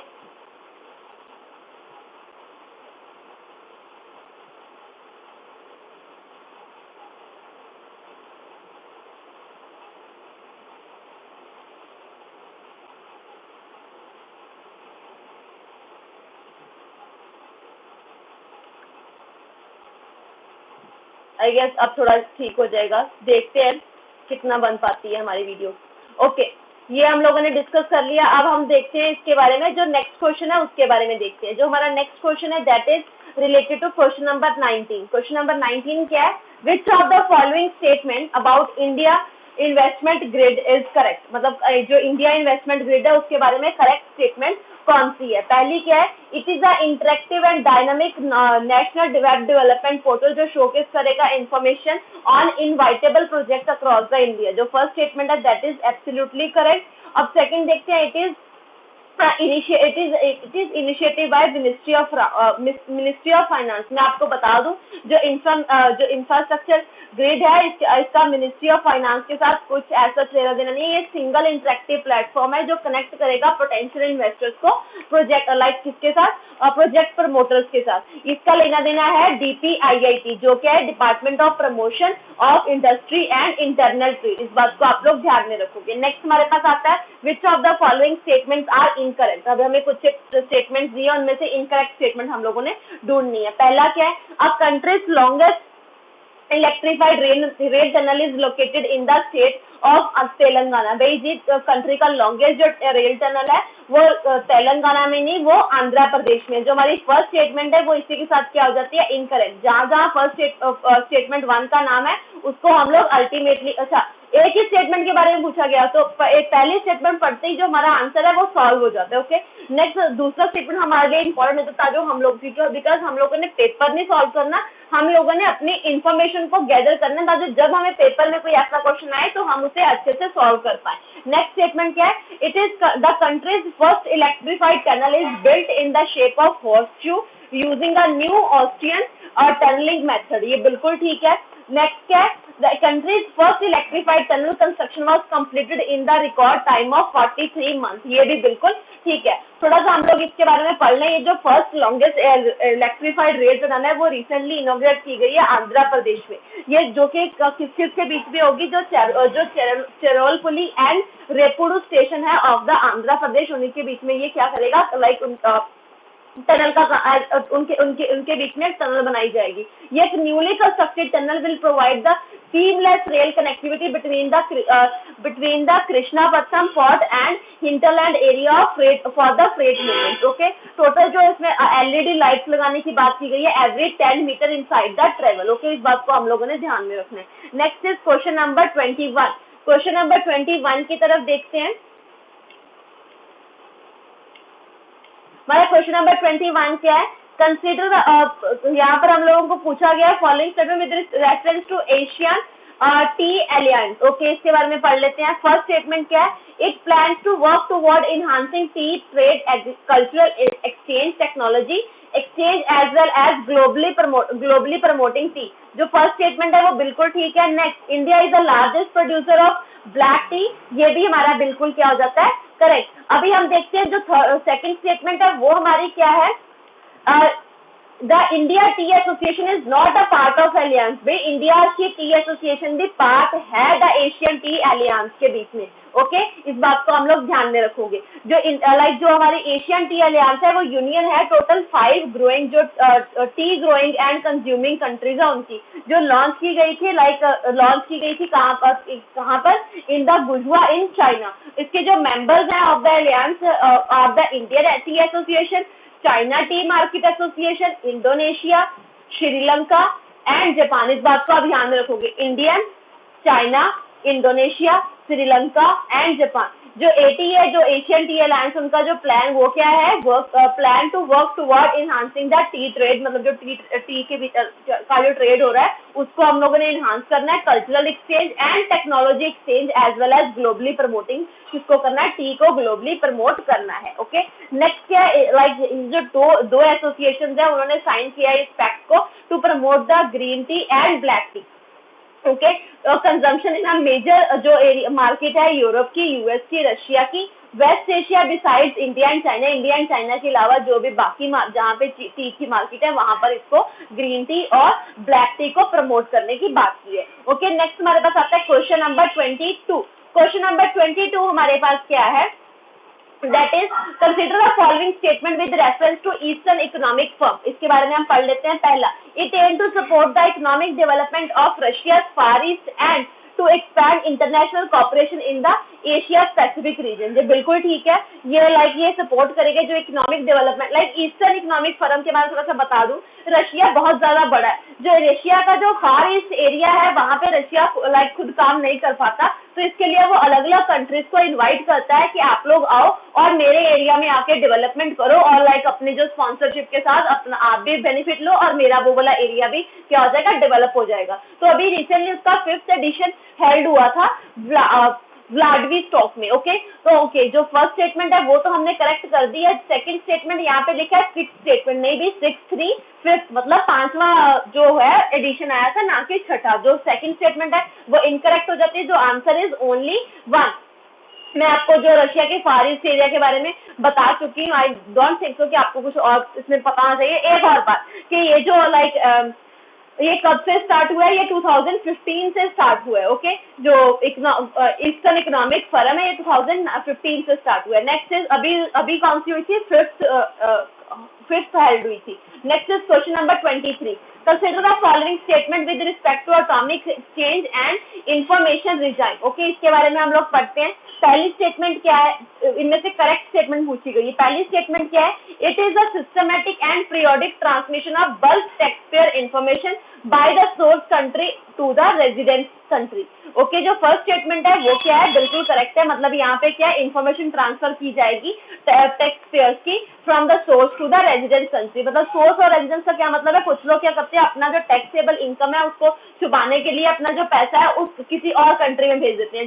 ओके, तो अभी रिसेंटली ये साइन हुआ है इंडिया और स्विट्जरलैंड के बीच में। ओके, नेक्स्ट स्टेटमेंट क्या है, under the mechanism India will start receiving information on all financial account held by Indian resident in European union. नहीं भी यूरोपियन यूनियन नहीं, इन द स्विट्जरलैंड। जो सेकंड स्टेटमेंट है वो हमारी क्या हो गई है, इनकरेक्ट। इसके साथ जो फर्स्ट है वो that is only correct. Okay, ये हमारा करेक्ट हो गया। जो ऑटोमेटिक एक्सचेंज इन्फॉर्मेशन है ये इंडिया और स्विट्जरलैंड के बीच में 1 सितंबर 2019 में ये साइन हुआ है। इसमें क्या है, जो इंडिया इन्फॉर्मेशन रिसीव करेगा सारी इन्फॉर्मेशन फाइनेंशियल अकाउंट की जो इंडियन सिटीजन ने बना रखी है स्विट्जरलैंड में, ताकि वो अपनी जो टैक्स है उसको बचा सके। ओके, जो हमारा ऑटोमेटिक जो एक्सचेंज ऑफ इंफॉर्मेशन है ये इनेबल करेगा discovery of formally undetected tax invasion को। ओके, जो अभी तक हम लोग ट्रैक नहीं कर पा रहे थे उसको ट्रैक करने में ये तरह की हेल्प होगी। Next is question number 24, consider the following statement with reference to developing country status. Okay, अगर हम डेवलपिंग कंट्री स्टेटस के बारे में बात करें, ये अवार्ड की जाती है it is awarded by WTO to countries to accordance with the set criteria। मैं आपको बता दूं जो वर्ल्ड ट्रेड ऑर्गेनाइजेशन है वहां पर ऐसा कोई क्राइटेरिया नहीं मेंशन किया, ये कंट्री के ऊपर ही डिपेंड करता है कि वो खुद को कोई डेफिनेशन नहीं है for developing and developed countries by WTO। ये कंट्री अपने आप बताती है कि मैं डेवलपिंग हूँ या डेवलप्ड हूँ। नेक्स्ट क्या आता है, अभी next is it automatically make developing country eligible for benefit from the unilateral preference scheme of some of the developed countries. नहीं, ये ऑटोमेटिकली नहीं करती, ये कंट्रीज के ऊपर जो भी रिजाइन है उनके ऊपर डिपेंड करता है। जो हमारी दोनों स्टेटमेंट्स है वो इनकरेक्ट होगी, ना तो WTO में ऐसा कोई डेफिनेशन दी हुई है डेवलपिंग और डेवलप्ड कंट्रीज की, और ना ही ये ऑटोमेटिकली काम करती है। अभी रिसेंटली जो USA के जो प्रेसिडेंट है डोनाल्ड ट्रंप, उन्होंने WTO को अलाउ किया है कि जो कंट्रीज जैसे कि इंडिया और चाइना, उनका वो क्या है, China to engage in the unfair trade. वो अनफेयर ट्रेड कर रहे हैं जो कि जिसका प्रभाव कहाँ पड़ रहा है, इकोनॉमिक जो अमेरिका के इकोनॉमिक इंटरेस्ट है उस पर आ रहा है। उन्होंने अपने आर्ग्यू को थोड़ा सा और प्रेजेंट करते हुए कहा कि ये दोनों कंट्री डेवलपिंग इकोनॉमीज नहीं है, इंस्टेड ये दोनों तो ग्रोइंग इकोनॉमीज है, ये बन चुकी है एंड ये डिजर्व नहीं करती developing do not deserve any preferential trade treatment from the WTO over the developed country। Okay, जो डेवलपिंग कंट्री है comprise the majority of the WTO membership। इस बात को आप लोग ध्यान में रखोगे, और ऐसा कोई डेफिनेशन WTO में नहीं है, इस बात का भी आपको पता होना चाहिए। नेक्स्ट हमारे पास आता है क्वेश्चन नंबर 25। क्वेश्चन नंबर 25 क्या है, that is consider the following statement with reference to financial action task force. अब फाइनेंशियल एक्शन टास्क फोर्स क्या है, ये एक इंटर गवर्नमेंटल बॉडी है जो स्टैब्लिश की गई थी 1989 में बाय द G7 समिट, ना कि OECD। जो FATF है वो G7 समिट के द्वारा स्टैब्लिश की गई थी, इस बात को आप लोग ध्यान में रखोगे। ओके, नेक्स्ट हमारे पास आता है the secretariat is housed at the OECD headquarter in the Paris. जो सेकंड स्टेटमेंट है दैट इज करेक्ट, लेकिन फर्स्ट इनकरेक्ट है। Pakistan is a member of FATF, नहीं भाई, पाकिस्तान एफएटीएफ का मेंबर नहीं है, इस बात को आप ध्यान में रखोगे। ये मैं आपको बता चुकी। इट लाइक फाइनेंशियल जो एक्शन टास्क फोर्स है 1987 में ग्रुप ऑफ 7 के द्वारा जो पेरिस समिट हुई थी उस टाइम पे इसको लाया गया था। इनिशियली इसका काम क्या था, एग्जामाइन करना एंड डेवलप करना कुछ एक मेजर ताकि जो मनी लॉन्ड्रिंग है उसको रोका जा सके। अक्टूबर 2001 में जो एफएटीएफ है उसने अपना जो मैंडेट है उसको एक्सपेंड किया to the incorporate effort to combat the terrorist finding, जो भी टेररिस्ट फाइंडिंग होती है उस चीज को कम्बैट करने के लिए। और ये जो एफएटीएफ है ये डिसीजन मेकिंग बॉडी है। जो एफएटीएफ है वो प्लानरी मीट होती है 3 टाइम्स पर ईयर, मतलब एक साल में 3 बार इसकी मीटिंग होती है, जिसमें लाइक कौन सी कंट्री को किस स्टेटस में रखना है वो डिपेंड करता है। और अगर मैं आपको बता दूं जो पाकिस्तान है वो एफएटीएफ का मेंबर नहीं है, लेकिन जो पाकिस्तान वो मेंबर है Asia Pacific group on money laundering का। ओके, इस बात को आप ध्यान में रखोगे। और इंडिया एफएटीएफ का भी मेंबर है और एपीजी का भी मेंबर है। एपीजी क्या है? Asia Pacific group on money laundering. Next is question number 26। Question number 26 क्या है? Generalize system of preference, GSP. अभी ये मतलब ये 2019 के न्यूज में था कि यूएसए ने कुछ एक कंट्रीज को लाइक जीएसपी की प्रेफरेंस से निकाल दिया था, ये कहते हुए कि वो उनको लाइक उनका जो इम्पोर्ट का टैरिफ है और वो तो नहीं लगा रहे, लेकिन वो जो दूसरी कंट्रीज है वो उन पे टैरिफ लगाती हैं, जिस वजह से जो उनकी मार्केट लाइक उनके प्रोडक्ट की मार्केट दूसरी कंट्री में उतनी ज्यादा नहीं रहती। इसमें इंडिया का भी नाम है। जो GSP was adopted at UNCTAD 2 in New Delhi in 1968। ये बिल्कुल ठीक है। नेक्स्ट, ये क्या एक तरह का प्रेफरेंशियल एग्रीमेंट है इन द सेंस जो कि अलाउ करता है जीरो टैरिफ और low tariff import from the developing countries. मतलब जो डेवलपिंग कंट्रीज का सामान है वो बिना किसी टैक्स के जो अमेरिका मतलब जो जीएसपी की मेंबर्स हैं उस समिट उसमें अपना सामान भेज सकेंगे बिना किसी टैक्स के या बहुत कम मिनिमल से टैक्स पे। अभी तक जो जीएसपी में total 13 national like GSP schemes है जो नोटिफाई की गई है यूएन स्टार्ट सेक्रेटरीट के द्वारा। ये तीनों स्टेटमेंट हमारी क्या है? करेक्ट। अभी मैंने आपको बताया जैसे कि जो जो 2019 5 जून 2019 में जो जीएसपी का लाइक इंडिया ने क्या यूएसए ने क्या बोला कि जो इंडिया है वो बेनिफिट ले रही है, इंडिया और कुछ एक और कंट्रीज है जो बेनिफिट ले रही है इसका, इसलिए उन्होंने इनको क्या बोला कि हम लोग इसको विड्रॉ करते हैं फ्रॉम द जीएसपी। ओके, जो जीएसपी एक तरह का लाइक मैं आपको बता चुकी इसका मेन लाइक काम क्या है, मेन ऑब्जेक्टिव क्या है? जनरलाइज करना non reciprocal and non discriminatory system of preferences in favor of the developing countries, including special measure in favor of the least advanced among the developing countries should be to increase their export earning and to promote their industrialization and to accelerate the rate of economic growth। मतलब जो भी developing countries है जो उनकी जो export like उनकी earnings बढ़ सके एंड वो अपना प्रमोट कर सके इंडस्ट्रियलाइजेशन को और एक्सेलरेट कर सके जो उनका रेट ऑफ इकोनॉमिक ग्रोथ है। ओके, ये फर्स्ट टाइम एक कॉन्फ्रेंस हुई थी यूएन स्टैट की 1964 में, जिसमें जीएसपी है उसको अडॉप्ट करने की बात की गई थी। फर्दर वो अडॉप्ट हो गया था 1968 में। करंटली जो 13 कंट्रीज है वो कौन कौन सी है? Australia, Belarus, Canada, European Union, Iceland, Japan, Kazakhstan, New Zealand, Norway, Russia, federation, Switzerland, Turkey, United States and America. ना तो इसमें इंडिया है ना इसमें चाइना है, इस बात को आप लोग ध्यान में रखोगे। Next is Kimberley process. Kimberley process सुनते ही हमारे दिमाग में आना चाहिए कि ये लाइक जो कन्फ्लिक्ट डायमंड्स होते हैं उनकी सप्लाई चेन को रोकने के लिए है। जो फर्स्ट स्टेटमेंट है दैट इज करेक्ट। नेक्स्ट हमारे पास आता है Russia is the chair Kimberley process in the year. नहीं भाई, इंडिया चेयर था, like India is the chair of Kimberley process for the year of 2019, जबकि जो रशिया है वो वाइस चेयर है। ये पूरी स्टेटमेंट क्या है? उल्ट पुल्ट कर रखी है। जो सेकंड स्टेटमेंट है वो हमारी इनकरेक्ट है, फर्स्ट स्टेटमेंट हमारी क्या है? बिल्कुल करेक्ट। अब हम थोड़ा सा इसके बारे में पढ़ लेते हैं। जो लाइक ये क्या है? ये एक इंटर सेशनल मीटिंग है किम्बरले प्रोसेस जो कि होस्ट की गई थी इंडिया में फ्रॉम 17 to 21 जून 2019 इन मुंबई। इंडिया इसका फाउंडर मेंबर है किम्बरले प्रोसेस सर्टिफिकेशन स्कीम का and is the chair of Kimberley process for the year 2019। with Russian Federation as a vice chair, मतलब इन चेयरमैन लाइक जो चेयर पे कौन था इंडिया एंड रशियन फेडरेशन कहाँ पर है as a vice chairman. Okay, India had earlier chaired KPC in 2018, मतलब जो किम्बरले प्रोसेस सिस्टम है उसमें जो पहले इंडिया को कब चेयर मिली थी 2008 में. इस बात को आप लोग ध्यान में रखोगे. नेक्स्ट हम लोग चलते हैं नेक्स्ट क्वेश्चन की तरफ, that is question number 28. Consider the following statement with reference to world scale competition. World scale competition के बारे में हमसे कुछ एक क्वेश्चन पूछा गया. अब इसको देखते हैं. It is the biggest vocational education and skill excellence event in the world that truly reflects global industry. ये बिल्कुल स्टेटमेंट करेक्ट है. Next is the 45th world competition held in India. नहीं, जो 45th वर्ल्ड स्किल कंपटीशन है वो Russia में हुआ था. जो सेकंड स्टेटमेंट है वो हमारी बिल्कुल गलत है, लेकिन जो करेक्ट स्टेटमेंट है that is only one. Okay, अब हम लोग इसका आंसर क्या करेंगे, ओनली वन. अब हम चलते हैं नेक्स्ट स्टेटमेंट की तरफ, थोड़ा सा इसके बारे में पढ़ लेते हैं. जो 45th वर्ल्ड स्किल कंपटीशन है वो हेल्ड हुआ था Kazan Expo international exhibition centre in Kazan Russia में. जो इंडिया है उसने फिनिश किया 13 out of 63 countries that participated at the global competition.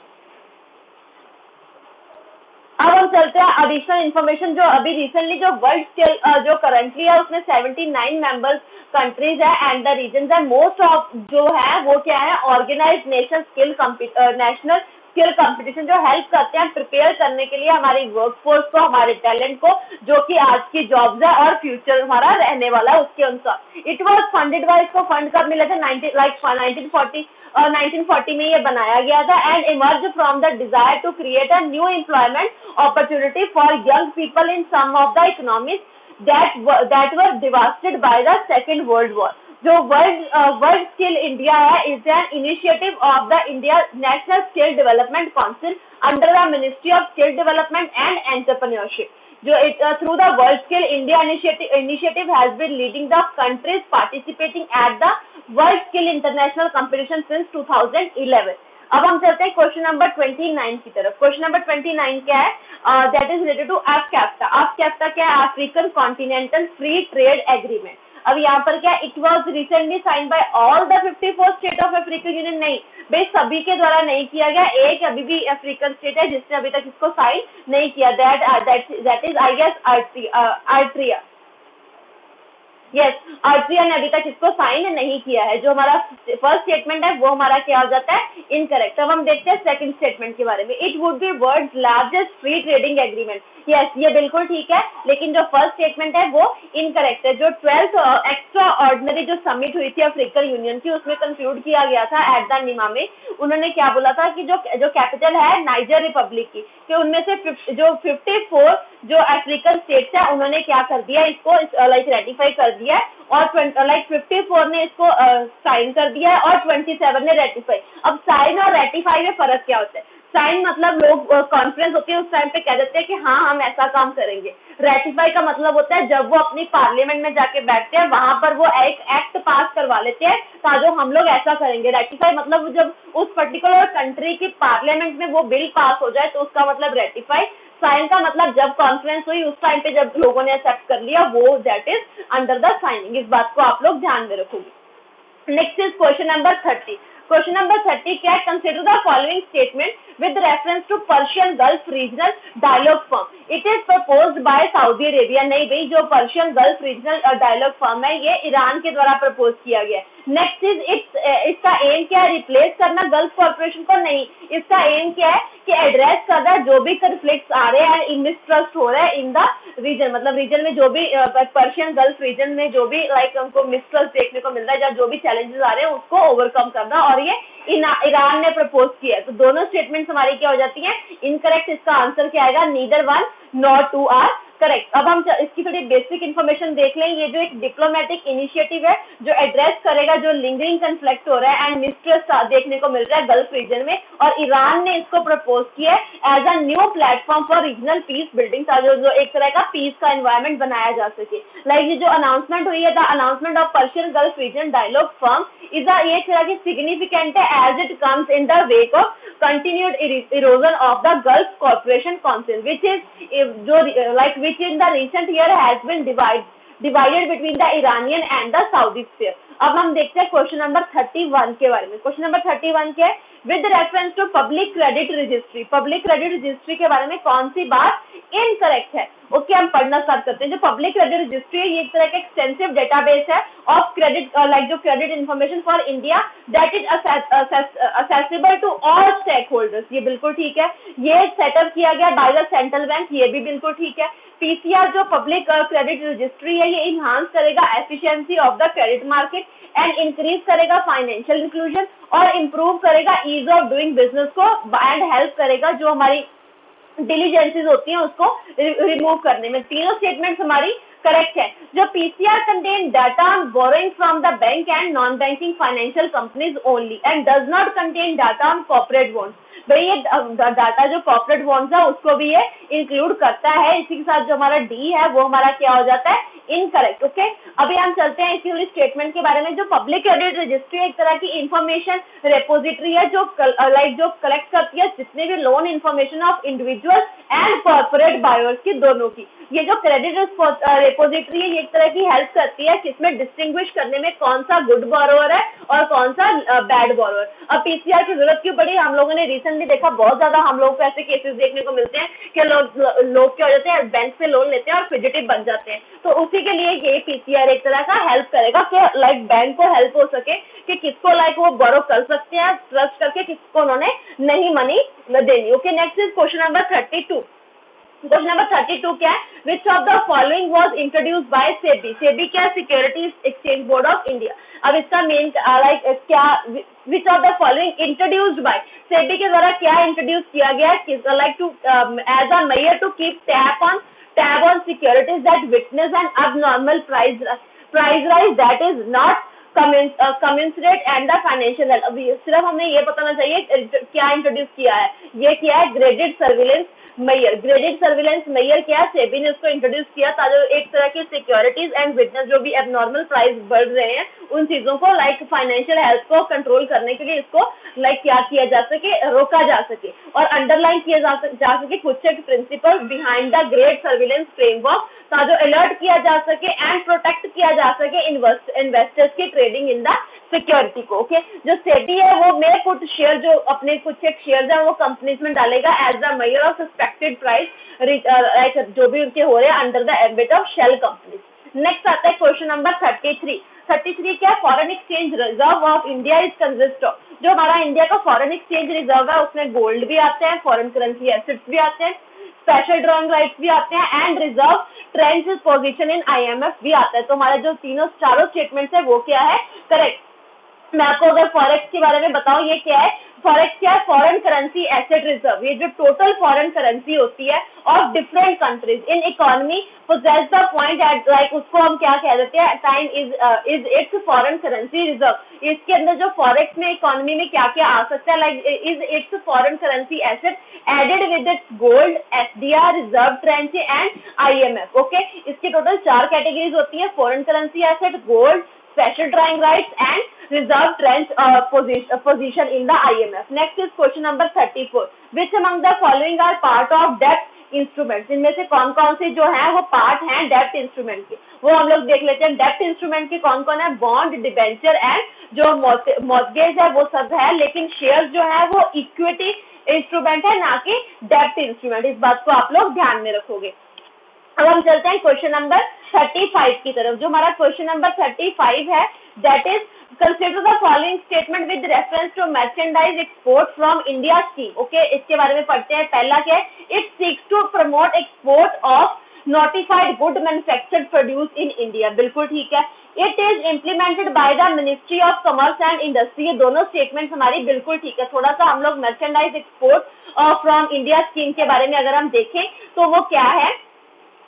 पहला, जो मर्चेंडाइज एक्सपोर्ट फ्रॉम इंडिया जो स्कीम है ये सीख करती है जो प्रमोट करना है एक्सपोर्ट को ऑफ नोटिफाइड गुड्स जो कि manufactured and produced in India है। जो जो merchandise export from India scheme के अंदर क्या है, एक्सपोर्ट की प्रमोशन की जाएगी, और प्रमोशन स्कीम है of the government of India जो इम्प्लीमेंट की जाएगी from by the ministry of commerce and industry. Okay, अब कॉमर्स एंड इंडस्ट्री कुछ एक चीजें ऐसे भी, अगर एक्सपोर्ट होगा उससे हमारा जो जो इंडिया में पैसा आएगा ही, तो इसमें कॉमर्स एंड इंडस्ट्री का तो लाइक रोल आ ही सकता है। इस बात का भी हमें थोड़ा सा एनालिसिस कर लेना चाहिए। Next is question number 36, that is qualified foreign investor is directly with the main intention to allow the, मतलब क्या इंटेंशन है कि जो क्वालिफाइड फॉरेन इन्वेस्टर उनको डायरेक्टली बोल दिया गया कि वो इन्वेस्ट कर सकते हैं India equity market is to, मतलब वो कहाँ का इन्वेस्ट कर सकते हैं, ताजो लाइक क्यों इन्वेस्ट कर सकते हैं, ताजो हम लोग जो अट्रैक्ट कर सके ज्यादा से ज्यादा फॉरेन फंड को हमारी इंडिया में, और जो मार्केट में हमारी मार्केट में जो वोलेटिलिटी चल रही है उसको खत्म किया जा सके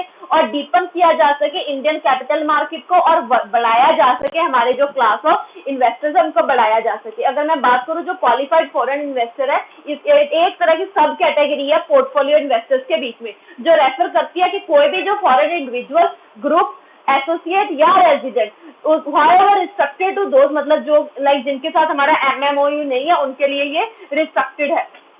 ओके, दो country that is a member of financial task force, जो कि उनका लाइक FATF के जो मेंबर है उनके लिए ये रिस्ट्रिक्शन है, बाकी सबके क्या बोला गया कि आप हमारे यहाँ हमारे पोर्टफोलियो में इन्वेस्ट कर सकते हो। जो QFI स्कीम है वो इंट्रोड्यूस की गई है गवर्नमेंट ऑफ इंडिया के द्वारा in consultation with RBI and SEBI in the year 2011 through the union budget announcement. इसका ऑब्जेक्टिव क्या है, अनेबल करना QFI, मतलब जो क्वालिफाइड फॉरेन इन्वेस्टर्स है, is to deepen and infuse a more foreign fund in the Indian capital market. Okay, अब हम चलते हैं अगले क्वेश्चन की तरफ, that is question number 37। Question number 37 क्या, consider the following statement with respect to with regard to green growth equity funds। okay, इसके बारे में पढ़ना स्टार्ट करते हैं। पहला क्या है, it aims to leverage private sector funding in green infrastructure projects in India। बिल्कुल ठीक है।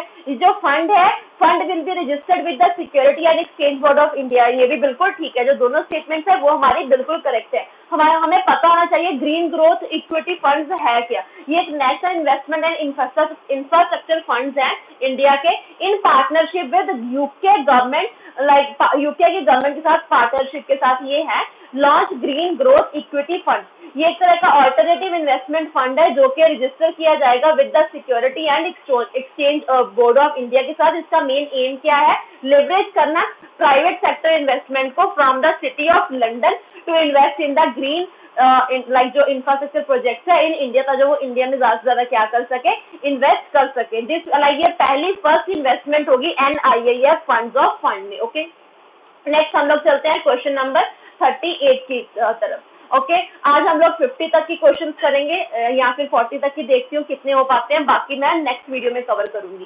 Question number 38, which among the following statement are correct about the national investment and infrastructure fund. पहला क्या, इसका मेन ऑब्जेक्टिव है maximise करना जो economic impact चल रहा है mainly through the infrastructure development in commercially viable project both greenfield and brownfield including the settled project, ये बिल्कुल ठीक है।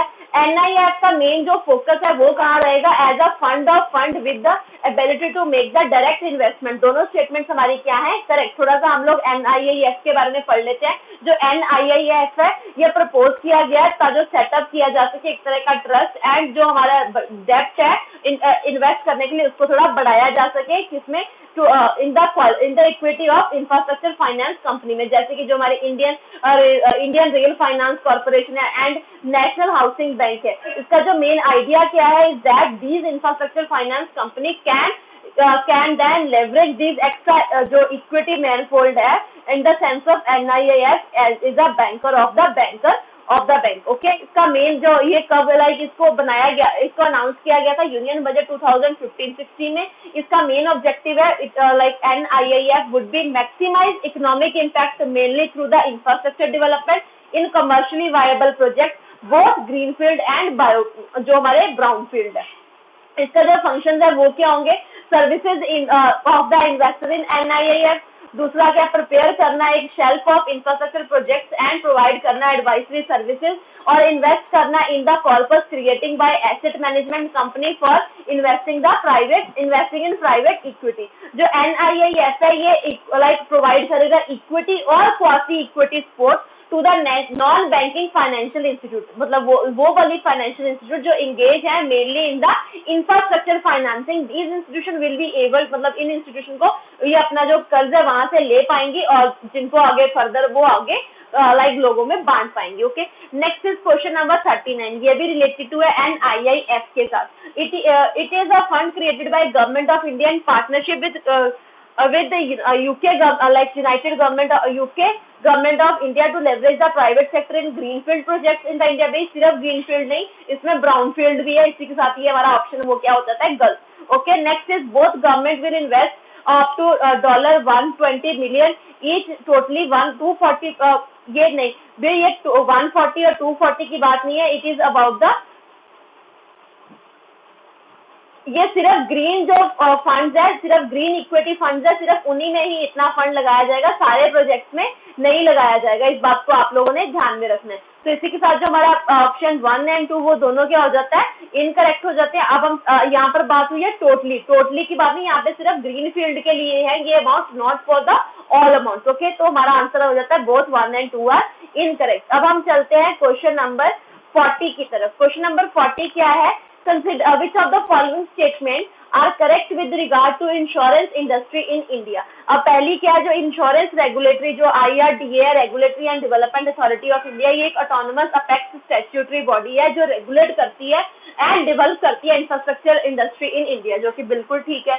जो FDI है in insurance sector is now raise to 100%, नहीं भाई जो बाय अंडर ऑटोमेटिक रूट नहीं, ये 49% है। ओके, अगर हम बात करें तो जो ऑप्शन 2 है वो हमारा इनकरेक्ट हो जाता है। Correct answer is option 1 only. तो थोड़ा सा हम लोग पढ़ लें, जो FDI है इंश्योरेंस सेक्टर में उसको रिस्ट्रिक्ट किया गया टू 49%। हाउएवर जो गवर्नमेंट अलाउ करती है 100%, किसी और बाकी जो फाइनेंशियल इंटरमीडिएटरीज है वहां पर 100% है, लेकिन जो इंश्योरेंस सेक्टर है वहां पर ओनली 49%। इस बात को आप लोग ध्यान में रखोगे। Okay, so this is all about today. आज हम लोगों ने 40 क्वेश्चन ही किए हैं, बाकी जो क्वेश्चन है उसकी मैं वीडियो एक बार फिर से बना देती हूँ। थोड़ा सा यहाँ पे स्टोरेज को लेके दिक्कत हो रही है, और एक बार वो ठीक हो जाए then after I make a new video and upload as soon as possible. Okay, अगर आप हमारे चैनल पर न्यू हैं then don't forget to subscribe our channel and do share with your friends, because ज्ञान बांटने से बढ़ता है। Thank you and have a nice day.